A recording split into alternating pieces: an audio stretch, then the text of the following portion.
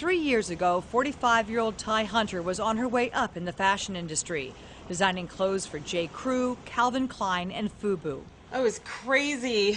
I was working about 60 to 75 hours a week, average, traveling about 150,000 miles a year. Ty was so busy she missed her routine mammogram exams 2 years in a row.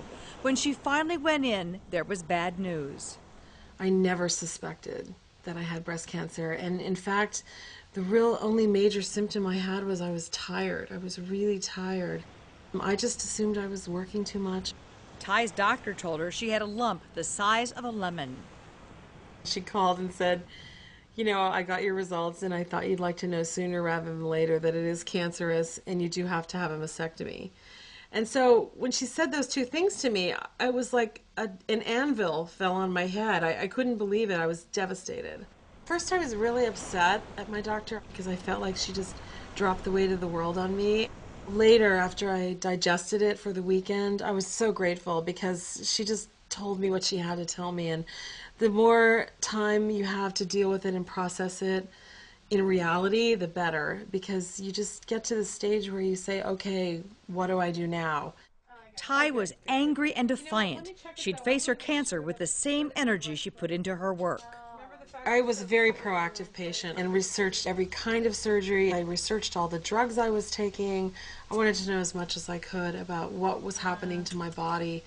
Then, as I got into the process, I realized I had so many choices. A choice of, do I want reconstruction? Do I want my chemotherapy first? Do I want to be on a protocol for chemotherapy? There was a million choices for me to make. Ty was determined to win her battle against cancer, but first she would have to survive chemotherapy. This is what I have to do, and I've got to do it. I've got to fight through. The fear of the unknown is so great here because you just don't know what's going to happen with each different step. So if you can look at it one step at a time, it's very helpful. The first step in her treatment was to remove the tumor from her breast. So after I got the lumpectomy, that's when they actually give you the pathology and tell you exactly what you're dealing with.